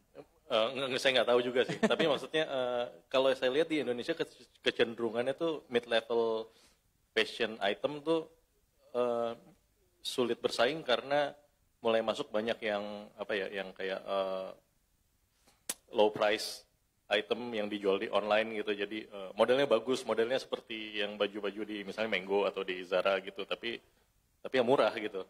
Jadi ya kita tuh compete dengan item-item seperti itu. Jadi beratnya salah satunya di persaingan harga ini. Jadi tough-nya tuh mungkin bisa survive kalau baru mulai masuk ke segmen mass gitu. Kalau ya soalnya kan baru pasti lebih dicari gitu. Terus kemudian murah. Ya kayaknya kalau mau start saya rasa lebih ke situ sih. Berarti kalau untuk tahun ini untuk fashion lumayan tough ya, karena itu ya. Oke. Berarti ada shifting di situ ya Mas ya? Ya sekarang ya shiftingnya juga kalau dari analisa saya sih juga shiftingnya kalau kita tahu arahnya kemana ya kita tinggal ikut. Tapi masalahnya sih shiftingnya nggak beraturan gitu. Karena balik lagi apalagi kalau 5 Watch itu fokusnya produk centric ya, bukan customer centric kan? Iya, jadi yang kalau dari 5 Watch kita maunya orang suka desain kita, mereka beli gitu. Jadi bukannya kita ikut selera pasar terus kita desain seperti itu. Balik lagi ngikutin untuk mencari loyal fans. Betul. Oke, nah kalau untuk Bakaro sama Yellow Fit, bagaimana kondisi F&B di Indonesia? Apakah bagus untuk orang-orang sekarang pengen mulai bisnis F&B? Selama orang butuh makan bagus sih sebenarnya. Ya selamanya orang butuh makan ya.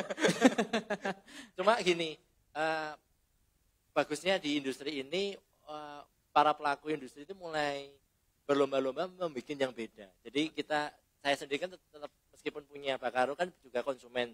Jadi kita punya pilihan lain. Cuma sayangnya pemilik brand baru ini kadang-kadang mereka pengen cepat besar sehingga tidak menjaga kualitas. Itu yang kita tidak mau sebenarnya. Jadi kita memang benar-benar kenapa kita tidak franchise sih, kan dapat uangnya duluan. Kita nggak mau, kita maunya berpartner dengan para mitra yang punya lokasi. Dan itu kita akan bangun benar-benar supaya mereka juga untung, kita juga untung. Karena kita butuh lokasi mereka, dan mereka kan pasti pengen juga ada passive income kan dari bisnis ini. Itu sih sebenarnya. Jadi bisa tumbuh bersama ya, balik lagi ya. Ekonomi kerakyatan model Gojek gitulah. Oke, mantap. Nah, kalau untuk Aldo gimana, Do? Apakah industri, kalau mungkin kan kalau Mas tadi kan karena retail ya, banyaknya kan langsung orang beli langsung makan di situ. Kalau Aldo kan online nih, catering lagi, harus subscribe. Itu gimana sih industrinya saat ini di Indonesia? Menurut saya sih F&B ke depannya ya karena yang tadi Mas kayak yang tadi Mas bilang, ya pasti sustain karena selamanya orang butuh makan. Ya. Tinggal gimana kalau kita mau masuk ke industri ini, gimana kita bisa bersaing sama kompetitor. Intinya bikin produk yang nggak harus paling enak sih kalau menurut saya. Jadi kita nggak harus jadi makanan yang paling enak, tapi mungkin konsepnya sedikit beda atau cabang kita banyak sehingga gampang diakses. Jadi kadang banyak brand yang rasa makanannya enak, tapi misalnya scale-nya lambat sehingga kalah sama kompetitor lain yang jual makanan yang mirip, tapi dia bisnisnya lebih kencang sehingga scale-nya lebih cepat gitu. Jadi ya, kalau menurut saya sih selama bisa bersaing sih industri ini oke sih. Gitu. Tapi ada yang unik nih, kalau Yellow Fit itu kan healthy food nih ya, fokusnya hanya di situ aja nih kan. Kalau Bakaro kan bukan di healthy food gitu kan. Bukan berarti nggak healthy juga ya Mas ya? Yang penting kenyang Mas. Iya, tapi kalau untuk dari healthy food sendiri, kan orang butuh makan biasanya 3 kali sehari. Itu mengurangi nggak sih orang jadi makannya 2 kali sehari karena mereka mau diet gitu? Kalau dia ikut aturan yang benar sih harusnya dia pasti otomatis mengurangi ya. Jadi Nggak tahu, justru Mbak. berkurang makannya ya? Iya. Tapi harga jual makannya justru dimahalin atau gimana? Iya. Oh gitu, jadi mainnya di harganya balik lagi ya. Oke. Nah iya itu sesi terakhir kita dan kita abis ini langsung ke sesi tanya jawab ya. Di situ udah ada beberapa pertanyaan nih, langsung aja. Mungkin kita pilih satu-satu ya, dari mulai Bakaro dulu. Bagaimana sistem yang baik untuk bekerja sama, jangka waktu kerja sama, dan sharing profit? Ini kayaknya sih langsung target ke ini ya Mas ya? Ya, jadi Ekspansi tinggal tadi. menghubungi kita sebenarnya, bisa lewat website atau langsung telepon, nanti bisa langsung ke saya, itu nanti kita akan lihat lokasinya dulu, seperti apa, dan area sekitarnya. Kalau memang areanya bagus, nanti kita akan menjelaskan sistem kerjasamanya ini kontrak 2 tahun dulu dengan para pemilik lokasi. Nanti kerjasamanya adalah 80% sebenarnya pembagian pertama untuk dari keuntungan bersih ya, itu untuk para pemilik lokasi sampai nanti kalau omsetnya semakin naik akan jadi 50-50. Dan nanti kalau misalnya sampai ada kerugian di awal, itu nanti kita nanggung sama pemilik lokasi 50-50. Pastinya kita akan berusaha supaya tidak rugi, makanya kita ada promosi buy one get one, terus promosi dengan GrabFood, GoFood kita akan maksimalkan, terus iklan pun akan kita maksimalkan di area itu. Jadi kita usahakan supaya tidak rugi, karena kan kita juga pasti nanggung rugi kan. Nah kan karena kita tidak mau menanggung rugi, maka kita akan berusaha semaksimal mungkin agar dari hari pertama udah langsung untung. Dan semoga itu bisa naik terus. Kalau bisa naik terus kan kitanya juga happy. Dari hari pertama langsung untung ya? Iya. Oke. Profit from day one. Profit from day one. Nah berarti kalau yang mulai bisnis kerja sama Bakaro langsung profit from day one nih. Harapannya. Oke. Dan untuk 5 watch, jam sendiri kan agak berbeda dengan clothing line mungkin untuk Zara dan lain-lain tadi. Dan apalagi F&B yang kemungkinan repeat ordernya lebih besar. Gimana sih 5 watch menanggapi hal tersebut? Supaya ada repeat order maksudnya? Iya. Oh, oke. Sebenarnya 5 watch itu brand yang yang bisa engage customer untuk beli lagi sih. Soalnya, jadi repeat ordernya tinggi ya? Ada. Ya. Jadi seperti ya kita banyak gitu yang kayak geng gitu, misalnya kayak geng mami-mami gitu beli satu gitu, terus satu geng beli. Terus ada juga yang family gitu, yang ya semua family-nya beli gitu. Jadi dan mereka suka dengan yang namanya brand Indonesia gitu. Jadi cukup tinggi sih repeat ordernya. Jadi begitu keluar model baru, mereka akan approach kita dan beli lagi gitu. Oke, jadi khusus karena tadi produk centric dan mencarinya loyalitas ya? Betul. Jadi repeat ordernya itu lumayan jadi besar. sebenarnya kita tuh avoid yang namanya sales oriented gitulah. Kita sangat-sangat peduli dengan brand kita. Jadi ya brand itu pegangannya lah. Nanti jadi kalau orang udah setia dengan brand kita ya moga-moga. Oke, nah untuk kalau yang pertanyaan nanti Yellow Fit bisa kita tanyakan langsung aja setelah sesi ini, nggak apa-apa ya Mas ya? Karena kebetulan waktunya sudah habis untuk sesi saat ini. Terima kasih Mas sudah datang di acara ini. Mungkin boleh minta tepuk tangan dulu teman-teman. Ya, sesi selanjutnya nanti kita akan ada sesi foto dan pemberian souvenir. Ya, boleh untuk selanjutnya kita sesi foto dulu dengan Mas Kurniawan, Mas Benhard, Mas Herman, dan juga Mas Aldo, silakan. Mana fotografernya? Oke, sudah standby. Silakan. Di sini aja. Tapi nanti jangan kemana-mana dulu ya. Habis ini aku mau minta tolong soalnya. Nah, ini foto-foto dulu aja ya kan. Mumpung mesti cakep. Terima kasih sekali lagi udah sharing ke kita ya tentang fashion, F&B ya. Nah, gini Mas, aku mau minta tolong. Jadi tadi aku udah announce bahwa ada lucky draw. Aku mau minta tolong teman-teman berempat di sini untuk memilih pemenangnya, boleh ya? Boleh ya, terima kasih banyak. Oke, mana fishball-nya? Wes, fishball-nya lari-lari nih. Nah.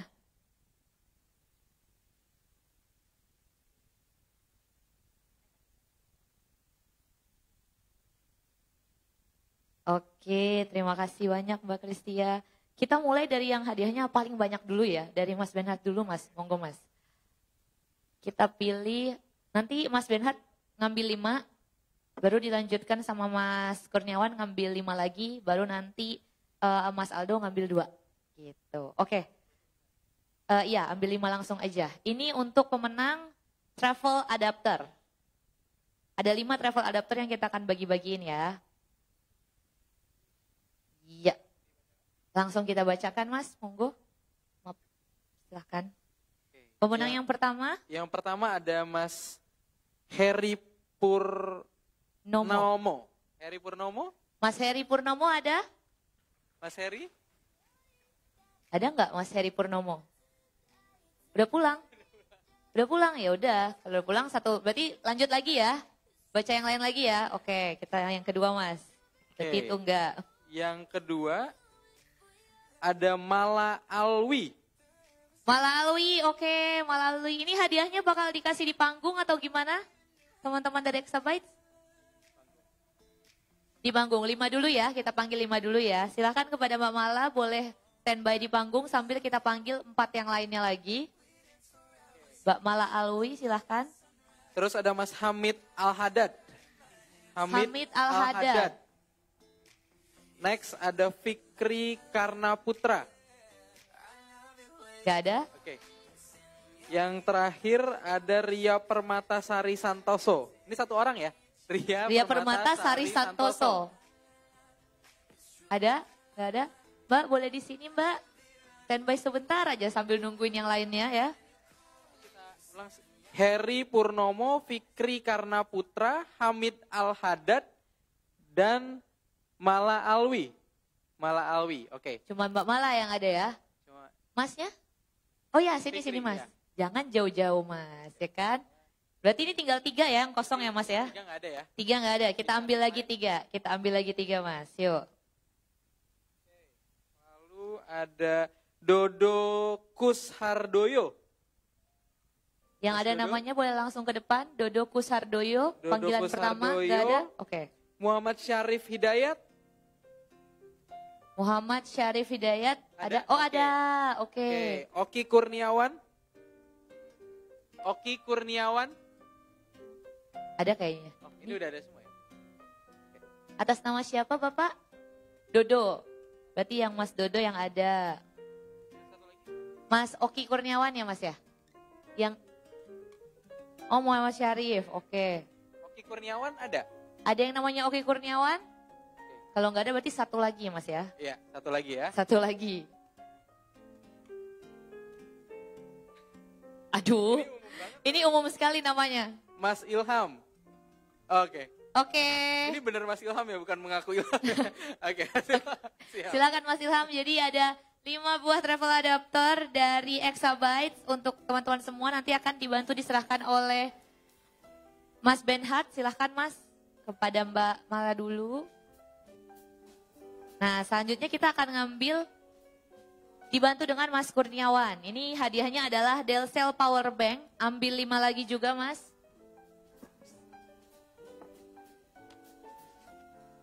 Oke. Marta Surya, Marta Surya, Monica Faulina Fernandus, Akbar Putra, Winnie Kurniawan, Henry Gunawan. Sudah difoto ya? Oke, terima kasih teman-teman. Selanjutnya 5 lagi tadi aku bantu bacain lagi. Kasih tepuk tangan boleh? Kita baca sekali lagi ya Mas ya. Ya, Hendri Gunawan, Winnie Kurniawan, Akbar Putra, Monica Paulina, Marta Surya. Ada nggak? Ada nggak? Ada, oke. 1. Silahkan, boleh mengambil tempat di depan. Bagaimana panitia? Ada yang mau diwakili, boleh?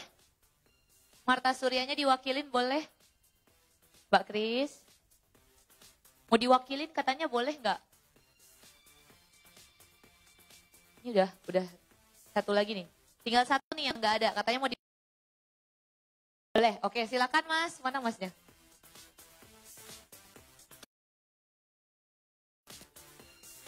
Oh iya, ada Hendri Gunawan. Kok ada banyak ya? Coba aku absen lagi ya. Kita absen lagi. Oh, oke. Ada yang Hendri, ada yang Hendrik. Oke, sip. Ini udah semuanya ya.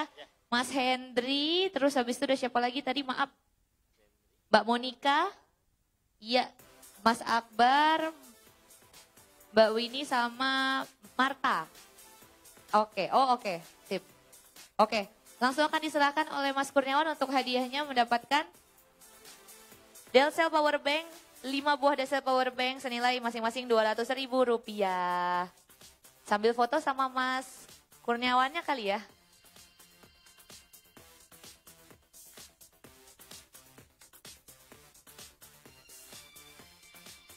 Selanjutnya kita akan undi siapa yang berhak mendapatkan Xiaomi Backpack.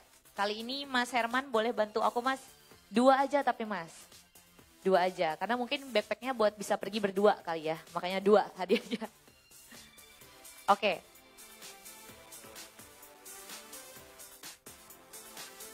Hotibul Umam. Mas Hotibul Umam. 1 lagi Adi Ranianta. Adi Ranianta sama Kotibul Umam. Kotibul Umam. Silahkan boleh ke depan. Ada dua-duanya? Ayo cepet, ada hadiah tasnya, ayo. Oke, silahkan Mas Hendra dibantu diserahkan. Ada dua-duanya, alhamdulillah. Mas Adi dan juga Mas Kotibul silahkan dibantu oleh Mas Hendra ya. Mas Herman ya, maaf. Aduh, kebanyakan manggil nama orang hari ini.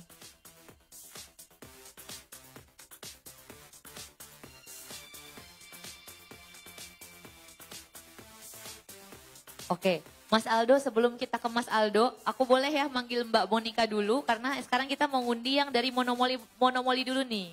3 hadiah dari Monomoli.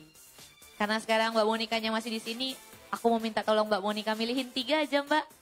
Yang berhak mendapatkan Carlin t-shirt dari Monomoli. Silahkan. Random aja, random.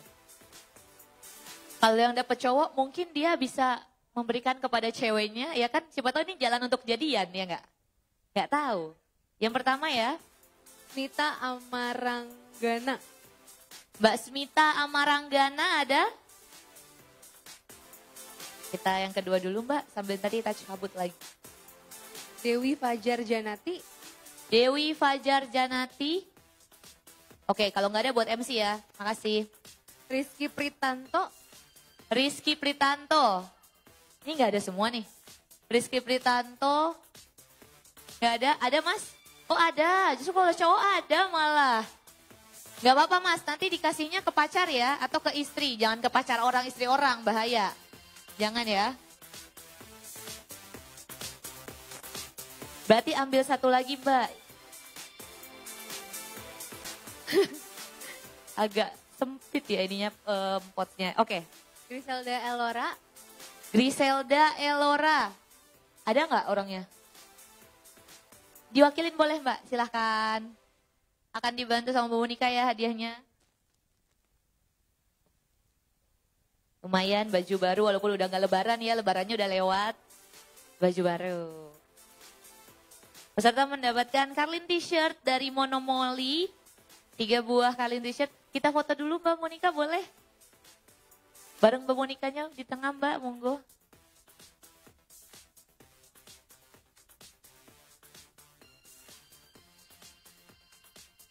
Terima kasih Mbak Monica dan juga selamat kepada seluruh pemenang. Nah akhirnya Mas Aldo Boleh bantu aku ngambil 2 Mas?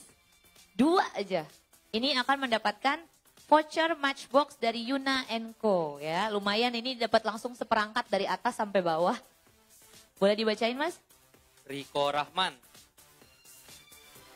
Rendra Bagus. Riko Rahman dan Rendra Bagus. Oke, ada 1. Kasih tepuk tangan dong biar semangat. Apakah ini yang kedua? Ada yang kedua? Ada yang kedua? Oh nggak ada, ke WC, maaf. Langsung belok ke sana soalnya. Ini Mas siapa? Mas Rendra, berarti yang Riko nggak ada ya. Kita ambil 1 lagi ya. Stella Ayu Putri. Stella Ayu Putri. Ada? Oke, boleh Mbak ke depan.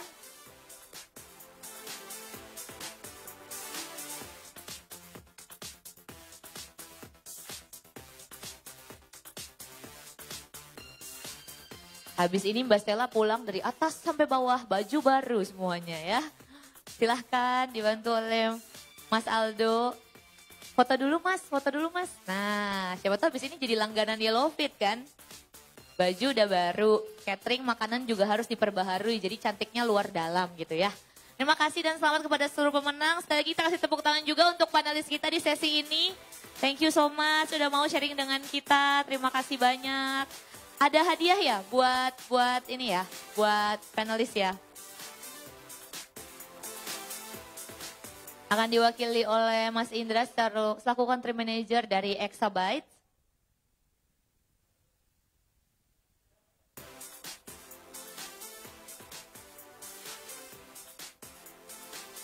Sekali lagi terima kasih kepada Mas Benhard selaku moderator kita. Hari ini sudah 2 kali ya.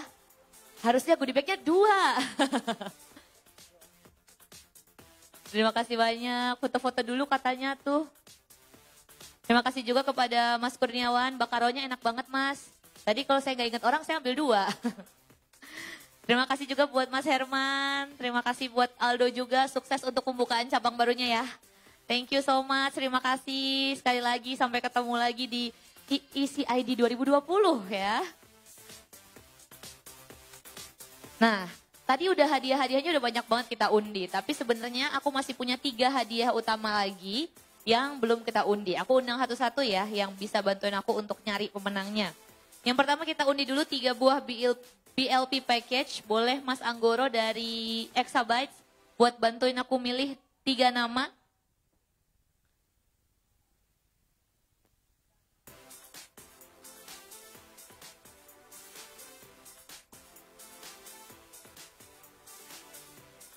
Oh baik, Mas Johan dulu katanya, ya udah. Yuk mari Mas, kita pilih-pilih, bagi-bagi lipstick dulu. Kita ke tengah dulu, yuk. Dipilih 3 Mas yang kira-kira siapa nih yang bisa dapat 3 paket beauty package dari BLP. Oke, nama yang pertama. Nul. Ini Nul atau Noel? Ada? Ada? Oke silahkan Mas. Ini ada nomor teleponnya sekalian. Enggak nomor KTP Mas ditaruh sini sekalian. Ini ada nomor teleponnya di bawah namanya gitu kan. Sini Mas. Lumayan bisa buat istri atau buat pacar gitu ya. Atau buat anak. Selanjutnya. Nuning Widyasuti. Mbak Nuning Widyastuti ada? Ada, duduk. Ya Mbak. Ya Mbak, ditungguin Mbak, ditungguin. Tenang. Wis. Selanjutnya. Muhammad Zidan Maulana. Muhammad Zidan Maulana, oke. Kok seneng banget yang di situ emang kepengen lipstick banget atau gimana Mas Zidan? Hah? Sini. Muter jauh-jauh amat muternya. Sinilah depan. Iya. Nah kali ini hadiahnya lipstick yang dapat cowok-cowok banyakan ya Mas ya. Berarti habis ini ada yang dimodusin pakai BLP package nih. Silahkan Mas. Habis ini mau dikasih ke aku juga aku terima kok dengan senang hati. Boleh dibantu hadiahnya dari BLP? Oh oke. Ya. Selamat sekali lagi pada pemenang mendapatkan BLP package. Terima kasih Pak. Makasih Mas Johan sudah ngebantuin memilih pemenangnya. Terima kasih sekali lagi. Selanjutnya kita mau undi smartwatch. Wih, smartwatch. Aku minta tolong yang smart juga deh yang bantu aku pilihin. Mas Anggoro yuk, kita bantu pilih smartwatch yuk. Nah, boleh atau mau aku pegangin juga boleh. 2, betul sekali Mas. Kita pilih 2 pemenang smartwatch Mi 4. Marka Viola. Ada? Marka Viola.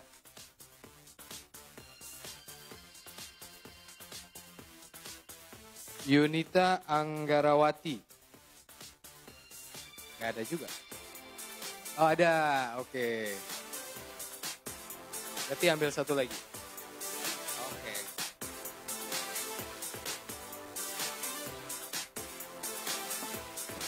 Rusmin Noer. Selamat dapat smartwatch. Oke, Yunita.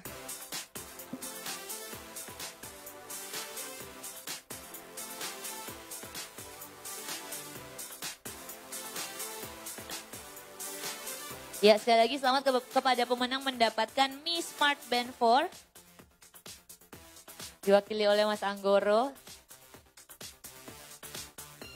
Sekali lagi selamat, terima kasih Mas Anggoro. Kasih tepuk tangan sekali lagi yang paling meriah. Kita udah bagi-bagi jam tangan pintar ya, atau smartwatch ya. Sekarang kita akan langsung masuk ke hadiah utama kita. Samsung M20, kita akan minta tolong Mas Indra buat membantu memilihkan satu orang yang beruntung. Biasanya sih kalau hadiahnya yang paling gede, pada nggak ada orangnya Mas. Biasanya ya, pada udah pulang aja tiba-tiba. Kita lihat, bismillah, ini siapa nih? Harum H. Rahmat. Harum H. Rahmat. RACH, ada? Oh ada, langsung di belakang, pulang. Ada, diwakilin sama Ibu, silahkan Ibu. Kasih tepuk tangan yang paling meriah sekali lagi untuk Ibu Harum sudah mendapatkan hadiah utama Lucky Draw kita hari ini. Terima kasih, selamat sekali lagi ya Ibu. Selamat ya, terima kasih Mas Indra sudah dibantu untuk memilih. Jarang-jarang loh, biasanya Lucky Draw itu hadiah yang paling gede, orangnya malah udah pada pulang semuanya ya. Nah, oke, udah bagi-bagi hadiah, kita juga udah dengerin speaker-speaker yang luar biasa dan juga banyak sekali topik-topik yang gak kalah menarik di dunia e-commerce. Sekali lagi saya, Stefani, mewakili seluruh panitia mengucapkan terima kasih sebesar-besarnya kepada seluruh peserta yang hari ini sudah datang dari pagi sampai sore ya. Mudah-mudahan apa yang ada di EEC 2019 Indonesia ini bisa bermanfaat untuk Anda sekalian.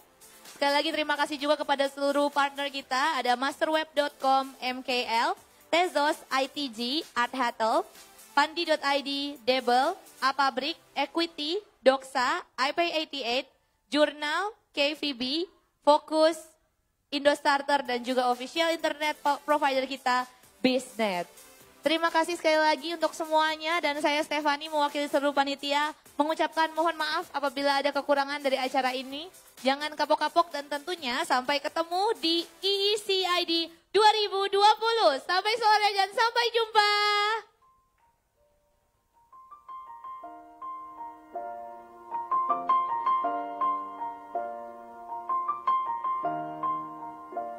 It's been a long day without you, my friend, and I'll tell you all about it when I see you again.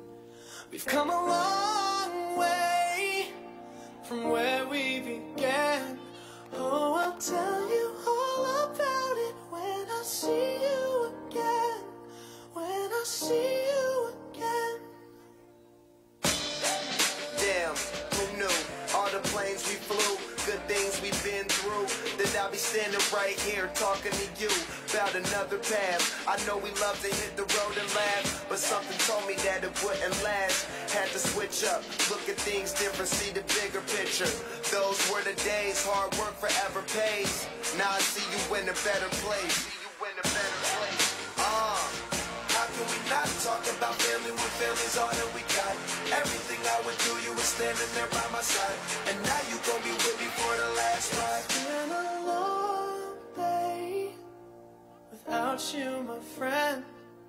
And I'll tell you all about it when I see you again. We've come a long way from where we began. Oh, I'll tell you all about it when I see you again. When I see you again.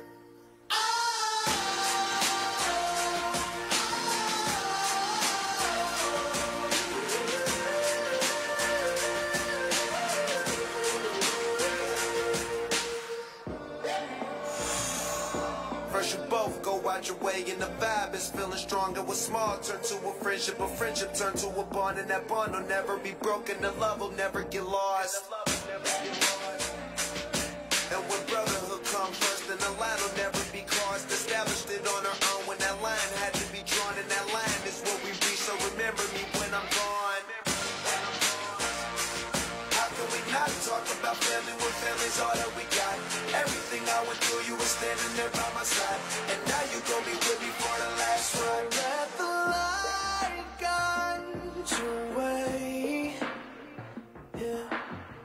Hold every memory as you go, and every road you take will always lead you home.